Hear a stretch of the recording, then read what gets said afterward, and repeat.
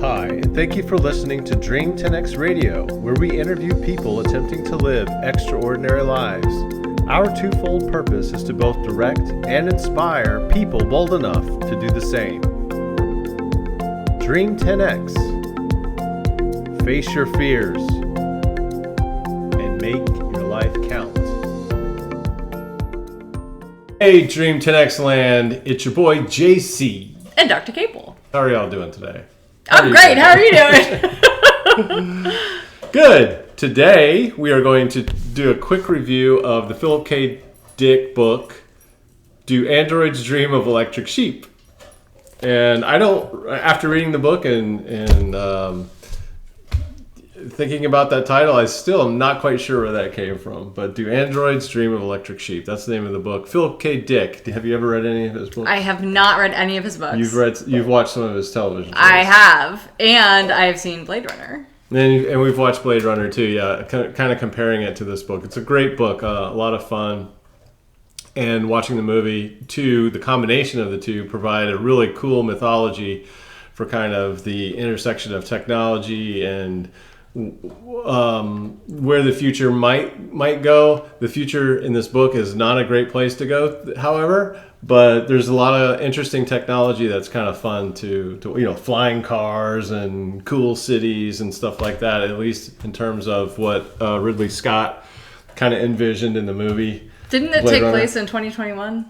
It took place in 2019. 2019, okay. That time frame. So this book, the time frame for this book is about right now, interestingly enough. Where's my flying car? And so what happens is, that's what everybody's asking. They promised us flying cars, but there's no flying. I was picturing the Jetsons, Yeah, we're way behind in that vision, but it's coming along. People are working on flying cars, but anyway, the backstory for this is, World War Terminus is what they called it. World War III, big nuclear holocaust occurred and just wiped out all the life on planet Earth except for most of the humans. There aren't any animals left to speak of, really. And there are still a few humans left, but I think the United Nations or whatever the global governing body was at the time was encouraging everybody to leave, to immigrate to Mars. And in exchange for agreeing to leave Earth to go to Mars, they were promised an android to help them out, to kind of be their automatic helper. Wouldn't like it be Rosie nice? and the Jetsons. Yeah. Right. Yeah. Wouldn't it be nice to have some extra help around the house, but not like me or somebody you didn't have to pay. Somebody would just do whatever you do. Wouldn't that be awesome? So that was a good carrot that they were offering people to leave Earth.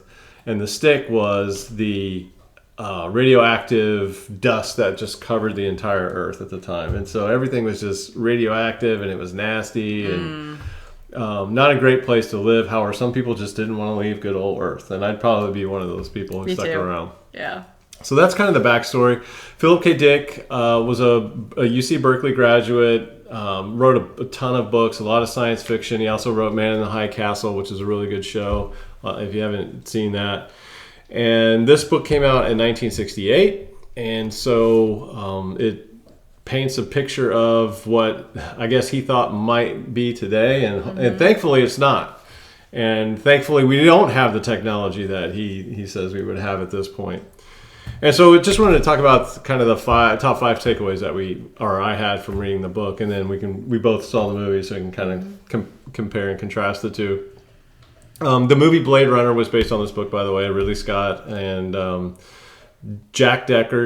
Deckard, the bounty hunter, was played by Harrison Ford, and Roy Beatty, the android, was played by Rutger Hauer. And then you had Daryl Hannah, who's playing the other android, Pris Stratton. And then there was another android, I can't remember her name. But in the book, there's like 6 of them. And what these androids did, they killed some humans to escape their quote-unquote slavery, human slavery that they were under on Mars, to come back to Earth so they could be free, ironically. And so at the time, the humans on Earth had a system of finding these androids, because apparently it happened on occasion, finding these androids and terminating them or killing them, basically. because they weren't really alive. They're androids. And so Rick Deckard was one of these bounty hunters whose job was to find these androids and terminate them. And he collected a paycheck based on how many androids he would terminate. And so that was kind of the story of this whole thing. And so you've got these 6 androids coming to Earth, and then you got the bounty hunters, looking for them and trying to terminate them. Mm-hmm. And so one of the interesting things I pulled out of this story, one of them, was the whole concept of immigrating to Mars and being encouraged to do so by getting a free android. Yeah. And so immediately I'm thinking of Elon Musk and how, you got SpaceX and they're building rocket infrastructure to take humans to Mars. We're building this technology. We're building a whole ecosystem of technologies, rockets and catch up and whatever else to help make life on Mars better. And Elon Musk's company is even coming out with an android. So it sounds a lot like what was in the book, going to Mars, get a free android kind of thing. So I thought that was weird. Like Elon Musk as the immigrant ambassador to Mars was kind of a weird segue with this book. Anyway, the second thing that I thought was kind of strange, interesting / whatever was the mention of cod pieces. So that's something you don't hear or think about much, but cod pieces used to be a pretty prominent piece of clothing. In Red Fair, it's pretty normal. And they came out during the Middle Ages, and we read about cod pieces in our episode 56, where we talked about the Plantagenets, that book that we read about how England, the Plantagenet kings kind of helped form England, and cod pieces became a thing of what do we call it? Fashion statement during the time. And so now in the book, cod pieces are a thing again, except they're made out of lead, and the reason they're made out of lead is to help protect you from all the radiation that's all over the place. So I don't know, what's old is new again sometimes. Please visit our sponsor, Viking Rose, at vikingrose.com. Viking Rose provides free indoor rowing challenges to frustrated Vikings. Challenge yourself by rowing around Cape May Island, or doing the Head of the Charles Regatta, or even rowing from the Canary Islands to Antigua. All you have to do is connect your Concept 2 PM5 Bluetooth monitor up to your computer, laptop, or Android device for automatic workout tracking and logging. That's Viking Rose at vikingrose.com. Real life got wiped out, and so somehow humans survived. Did they talk about how the world ended in this? The World War terminus. So was it like a nuclear bomb? It was or a whole bunch of everybody just shot. They don't even remember who launched all the stuff or why. They don't remember. It's they just woke up one day and everything was gone. Okay. And here they are in this nasty radioactive environment. Okay. But there are a few animals, real animals around, and only the really wealthy people can actually own real animals. Like Rick Deckard's neighbor owns a real horse, and I think they have it up. It's hard to envision what actually they're talking about in the book. There's some weird things, but they live in an apartment, and I think his neighbor has a horse up on the roof of this apartment, and poor horse. And Rick has an electric sheep. He can't afford a real animal, so he has an electric sheep. That's one of the things that didn't come out in the movie, is this whole concept of there aren't any real animals, and the real animals are coveted. The real life is coveted because it just doesn't exist anymore. But the reality is, if all of these animals didn't exist anymore, there would not be the interdependent fabric of life to support humans. Yeah, that's true. Humans would not exist. So this book may, help paint a picture of what could be in the future. However, I don't think any life would exist on Earth if we had that kind of a war that wiped out all animals. Humans wouldn't exist either. So I just thought that was a really creative way of talking about this type of post-apocalyptic future, in that we wanted animals, we wanted life so much that we created electric animals to help fill that void in our lives. And so John Isidore, who in the movie was J.F. Sebastian, who was the bioengineer, but in the book he just works for a vet. He's kind of like a vet tech assistant, and the vet tech is they only deal with electric animals, and so he just helps like collect broken electric animals and brings them to the shop, and they try to fix them and stuff. But in real life, J.F. Sebastian is a bioengineer who like creates all these weird creatures that live in his apartment. So in the movie he's a little bit smarter, but in the book he's not a very smart guy. Okay. All that to say is that animals are life is a really important thing, which takes me to another point. Why would humans want to kill the androids when they came to Earth? They only live 4 years, right? You said They only live 4 years, so they're gonna die anyway. they're gonna die anyway. So that was one of my questions. Unless it's for parts. It could be for parts. Well, I think it was more out of fear. My guess is out of fear. They don't really say why the need to kill the androids. And like Cindy said, they die in 4 years because the engineers who built them couldn't get the cell division right. Like we talked about with in the previous podcasts, Becoming Batman and Chasing Captain America with the Paul Zier books. That our cells have a Hayflick limit where they can divide up to 50 to 60 times throughout our lifespan, and that cell division is what we replace old and dying cells with new cells, and that's what allows us to have the longevity that we do. And then when we reach that Hayflick limit, we can't repair our bodies anymore, and we eventually die. Well, the androids, the engineers couldn't get that cell division right, and so that's why they die after 4 years. So why did they kill them? And I think the reason they needed to kill them or terminate them was because of how well they mimicked humans. And if they were able to mimic humans so much, they could also replace them. And in the book, the androids took over a police station. They created a fake police station. And Rick Deckard was part of the police force as a bounty hunter.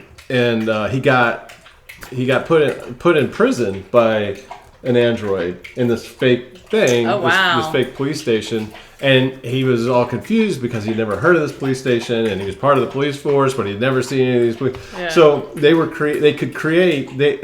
was kind of a foreshadowing, I guess, that they could create a parallel human environment that would totally fake out other humans, and they wouldn't know it was fake.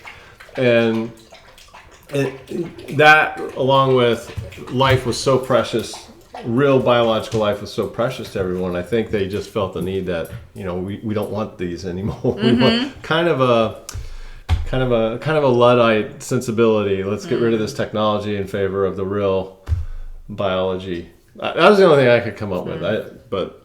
So why kill these guys? So I think that was one of the reasons, as opposed to on Mars, they were actually kind of your slave. They would help you do stuff, but on Earth, we had to get rid of. Other interesting takeaway was the Voight-Kampff test, which was a test administered by the bounty hunter to the androids to try to figure out whether or not this android that was in front of them was a real human or a machine.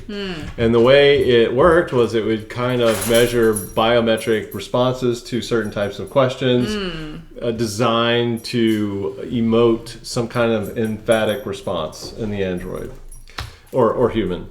So humans would typically have a more emphatic response to certain type of questions. Empathy, emphatic, I think that's the right word.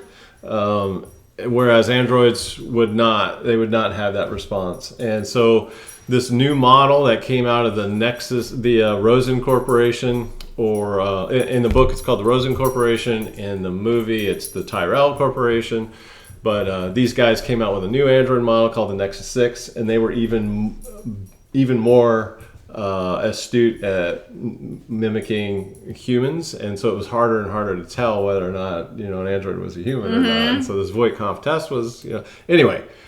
The test is kind of similar to the Turing test. Alan Turing was a mathematician in the 50s who famously came out with the Turing test, which was a way to interact with a computer or something using text over a network.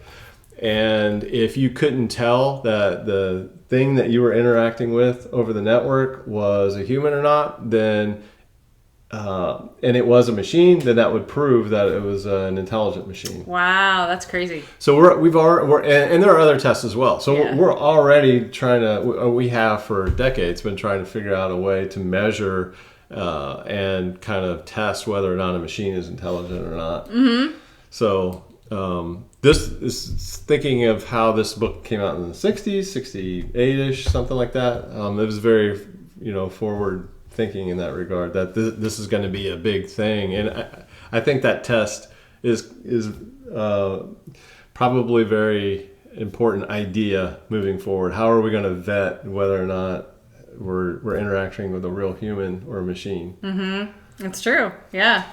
And with ChatGPT again, and other AI technologies, that testing is becoming more and more prominent. How do we tell if writing was written by a computer, if it was written by a student? How do we tell if this art was created by a human? The or a ChatGPT, machine? like for example, is only as smart as the input that it's receiving. So if you're having a conversation with it and you're teaching it wrong information, how can it really validate and verify? So then it spits the wrong information back to other people, and then that becomes belief. So does that become the new reality? Well, if it's spitting out wrong information and you can tell it, a human can verify that. Oh, that's bad information. It's a bad machine. It's a bad machine. It's not a human. It's easy to tell there. So the other weird thing is if it's so precise that it's never wrong, then that's another way of telling that it's a machine, because humans are fallible. We're always wrong, and we always stumble on that's fumble a things. disconnect right there. So if we're saying that the machine is giving false information and therefore we know it's a machine, yet humans are fallible, so it's giving false information. Then Yeah. That's a good point. I don't know, yeah. That's a good point. Yeah. That's good. So Voight-Kampff, and then that was all 5 of my. All right. That was all 5 of And my. I killed the conversation. That's how I roll. So this book was really good. I liked reading some science fiction for a change instead of a business book, and it made me think a little bit about the intersection of technology and war and the future, and it's not all good. It doesn't seem like it's all that cracked up to be sometimes, and sometimes I wonder if we really need all this technology, because look at what people are dreaming what the future could be. And I don't know. It's an interesting fantasy book, but I don't want it to become reality. I don't want us to go there. So it always makes me, books like this always make me think of like, I really want to read a better narrative of what the future could be. Who's got a better narrative? Can anybody recommend a science fiction book that has a great narrative for what the future could be? Seems like all the sci-fi technology movies and books about the future have such a negative connotation. We're always fighting machines, and we almost lose and almost get wiped out, and there's a world war and all that. Like, where's the good narrative? Where's the positive narrative that people can think about? No, Star Wars a little bit, but even those movies are fighting Darth Vader. There's always the myth. There's always the fighting. There's the and Star Joe Trek Campbell. too. Like Star Trek at least has like one united front on Earth at least, and then so at Earth at least it's a positive culture. Star Trek is a pretty mostly positive sci-fi genre that it was a lot of fun to watch. I mean, they always came up against bad guys, and that's but that's when they're exploring the universe. At least on Earth, it's a positive space. And even that was fun, like Wrath of Khan. And stuff like that. Yeah. But anyway, this future was this post-apocalyptic future is just it's too much. I don't want it. I don't want nuclear war, Holocaust, or anything like that. So back to the business books. I also finished reading The Hard Thing About Hard Things, and this was a great book about how to become a CEO. Ooh. And we'll read this. We'll talk a little bit about this in the next episode. Looking forward to that. And then finally, I can't remember how I stumbled on this book or learned about Frank Hasenfratz, but this book is fantastic, and I love reading about his story. And I was sad to learn that he just passed away, but what a great story! What about Linamar up in Canada, and looking forward to talking more about this book as well in the future. Awesome. Finally, Wanted to talk about our software as a service for indoor rowers, Frustrated Vikings, VikingRows.com. We are selling hoodies, and this is one of the hoodies that we have in our store, and VikingRows.com. T-shirts and tank tops. Yep. Mm-hmm. But here's a real life example, and I'm wearing it as well. It's lightweight. I like it. VikingRows.com/store. And I think you'll like them. They're a little bit light, but they're cool. I like it. It's a love good like fall, spring jacket. Yeah. Yeah. So thanks for watching our episode 58, and we will talk to you next time. Over now. Bye.